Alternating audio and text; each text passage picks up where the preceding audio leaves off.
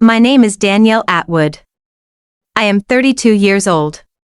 Last Sunday, my mother-in-law slid a manila envelope across the dinner table, looked at my husband, and said, "I think you need to see this." She had secretly DNA tested our 3-year-old daughter. She expected those results to destroy my marriage. What she did not expect was that those same results would destroy her. What none of them knew, not my husband, not his sister, not even his father, was that I had found out about the test 2 weeks before that dinner. And what I did with those 2 weeks changed everything. Before I take you back to the beginning, take a second to like and subscribe. And tell me in the comments where you're watching from and what time it is. I really do read them. I met Patricia Atwood 7 years ago. I was 25. Mark and I had been dating 4 months when he took me to his parents' house in October. Patricia opened the door like she was receiving a deposition. She did not hug me. She shook my hand. Firm grip. Eyes already scanning. Dinner was normal at first. Pot roast. Small talk. Warren telling a story about rewiring the garage. Then Patricia turned the conversation the way she turned everything. Quietly. On purpose. "So, Danielle, where did you grow up?" "Bridgeport," I said. "Small apartment." "My mom was a pediatric nurse." "And your father?" "He left when I was 6. Patricia nodded, touched her pearl earring, twisted it once between her thumb and forefinger, then smiled. "That must have been difficult." She said it the way people say interesting when they mean noted. Later, Mark said, "She liked you." I said, "Did she?" He laughed. I did not. What I noticed that night, and filed away without understanding yet, was how much Patricia needed to know where things came from. Not just people. Everything. The wine, the label, the source, the family history. She was a woman who tracked origins. Mark and I got married the following June. Small ceremony. 40 guests. Connecticut coast. Patricia wore cream, which my maid of honor called a power move. I didn't care. I was marrying a good man. We rented a house in Milford, about 40 minutes from Patricia and Warren. Close enough for holidays. Far enough for breathing room. Except Patricia did not believe in breathing room. She showed up unannounced. Tuesdays mostly. Sometimes Thursdays. She had a key for emergencies and somehow every visit became one. She rearranged my spice rack, my linen closet, my coat cabinet. Once she left a note, towels by color, easier to find. I thanked her. Mark said that was just how she was. Then Lily was born. 7 pounds, 4 ounces, on a Wednesday in March, screaming like she had entered the world with opinions. Patricia held her in the hospital and said, "She looks just like Mark did." And for a brief, foolish moment, I thought maybe this child would bridge something between us. That lasted about 6 months. At 6 months, Lily's dark hair began to lighten. By her first birthday, she had strawberry red curls that caught the light like small fires. I thought she was beautiful. My mother had the same hair. Her grandmother before her. The genetics were not a mystery to me. But Patricia did not see genetics. She saw a problem. At Lily's first birthday, she lifted one of those curls between her fingers and said, "Interesting. Red hair. Where does that come from?" "Recessive gene," I said. "My maternal line." Patricia smiled the pearl earring smile. Interesting. Because red hair doesn't run in the Atwood family. She said it lightly. The way you mention a crack in a foundation. After that, the comments became routine. "She's so unique looking. No one on our side has that coloring. Maybe there's Irish somewhere?" I started writing them down. Dates, phrases, occasions. 14 comments in 6 months. I'm an occupational therapist. I document everything. Behavioral patterns. Triggers. Progress. Documentation is how I make sense of the world. Courtney, Mark's younger sister, amplified it online. She posted a photo of Lily in Patricia's garden with the caption, "She is so unique looking. Wonder where she gets it." I showed Mark. He shrugged. Court is just being court. But I could feel the shift in the family. Aunt Margot watching me too closely. Cousin Ellie pulling back. Dennis avoiding eye contact at cookouts. Patricia wasn't building a case with words. She was building one with silence. The first real alarm bell came with a sippy cup. One Tuesday in April, Patricia watched Lily while I worked late. When I picked her up, Lily's green sippy cup was gone. "Oh, that old thing?" Patricia said. I threw it out. It looked worn. It was 3 weeks old. I didn't push it, but in Patricia's kitchen I saw a small Ziploc bag on the table. She moved it fast into a drawer. On the hallway desk, I saw a thick manila envelope with a return address I couldn't quite read. I did not understand the picture yet.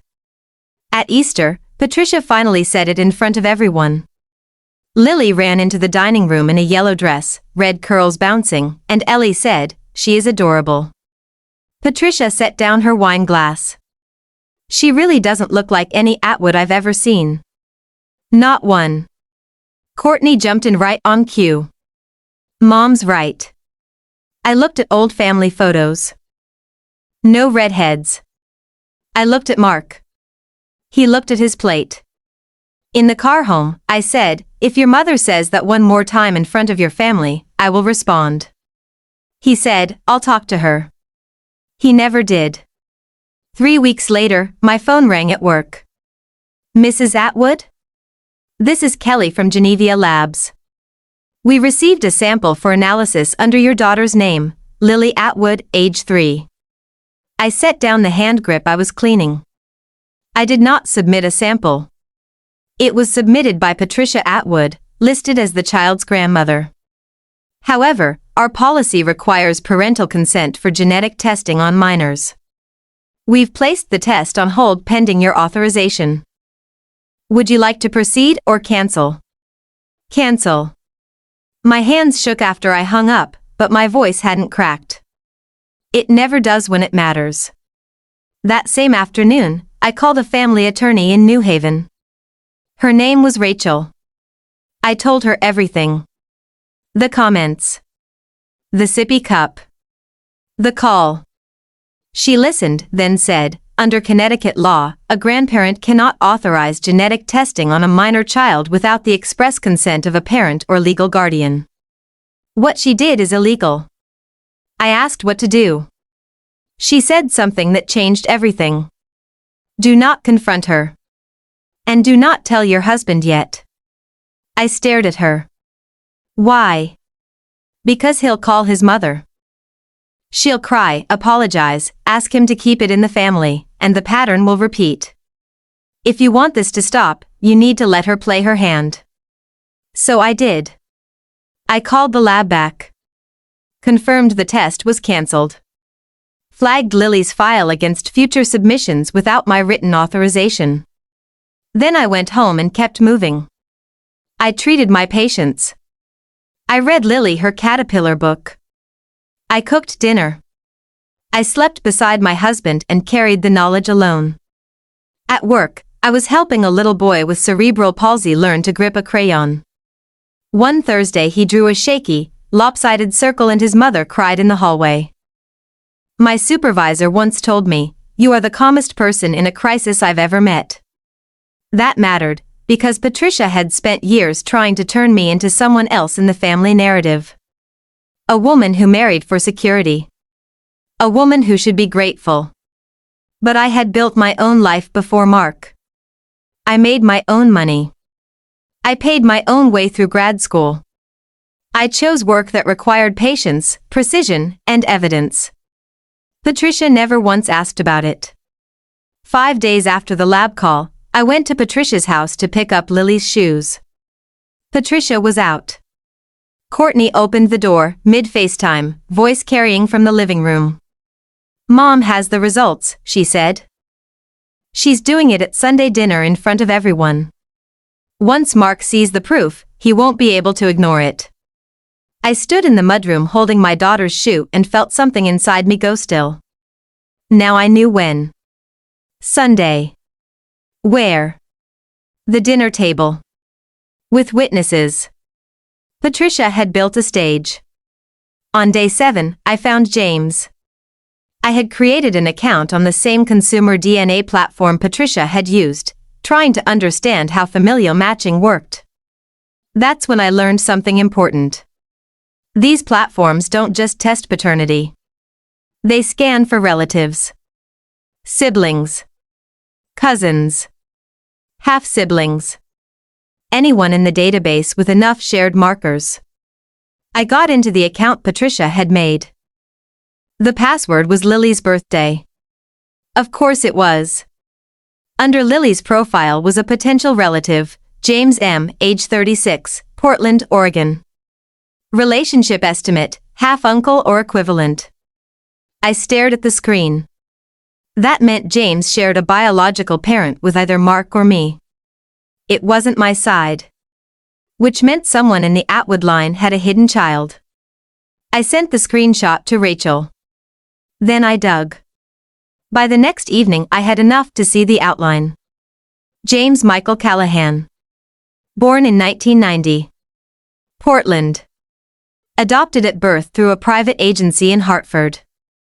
On the DNA platform, one of the shared matches between James and Lily was Margaret. Our Aunt Margot's middle name was Ruth. Margot knew. Patricia had a child at 25, 2 years before she married Warren, and buried that truth for 36 years. I did not contact James. That wasn't my right. But I printed everything. Lab confirmation. Match report. Screenshots. Dates. Notes. I backed it all up and sent copies to Rachel. Thursday, Patricia called with rehearsed brightness. "Big family dinner Sunday. I want everyone there." "We'll be there," I said. Saturday night, I bathed Lily. Her wet curls lay dark against her neck. "Mommy," she asked, "why does Grandma Pat always touch my hair?" I paused. "Because your hair is beautiful, baby." "Is it magic hair?" "The most magic." Sunday, I dressed simply. Ivory sweater. Dark jeans. The necklace Mark gave me on our first anniversary. Lily wore a blue dress with white flowers. We drove 40 minutes north. 3 cars were already in the driveway when we pulled up. Warren's truck. Courtney's sedan. Margot's Buick. The manila envelope was waiting on the hallway table exactly where I had seen it before. "Dinner first," Patricia said. "The pot roast was good. I'll give her that." Warren told a story. Dennis laughed. Ellie complimented the gravy. But Courtney kept checking the time, and Margot barely touched her plate. Then Patricia stood. "Before dessert," she said, smoothing her blouse, "there's something I want to share with the family." She fetched the envelope, returned, and slid it toward Mark. "Open it." He frowned. "What is this?" "This," Patricia said, hands flat on the table, "is a DNA test. For Lily." The room went tight. "Patricia," Warren said, "what the hell did you do?" She ignored him and looked at me. "No offense, dear. But this family deserves the truth." Then she said the line she had been building toward for years. "I think Mark has a right to know whether that child is really his." No one moved. "Open it," she said again. Mark broke the seal. Pulled out the papers. "Read in silence." 15 seconds. 20. Then he looked up. "She's mine." Patricia blinked. "What?" "Probability of paternity 99.9998%. He held up the page. "Lily is my daughter." Patricia's smile fractured. That can't be right. Courtney leaned forward. Maybe the lab made an error. Mark turned to her. Shut up, Court. Then Patricia reached for her pearl earring, twisting it hard. The hair, the coloring, it doesn't make sense. That was when I spoke. The results are correct, Patricia. My voice was level. Controlled. I know because Geneva Labs called me 2 weeks ago to verify parental consent. Consent you never obtained. Warren leaned forward. You tested our granddaughter without their permission? Under Connecticut law, I said, a grandparent cannot authorize genetic testing of a minor without written parental consent. My attorney can explain the rest if needed. Patricia went white. Then I said, but that isn't the most interesting thing in those results. Every head turned. Keep reading, I said to Mark. Page 4. He flipped. Then read aloud, slowly. Potential familial match. James M., age 36, Portland, Oregon. Relationship estimate, half-uncle to Lily Atwood. He looked at me. Then at Patricia.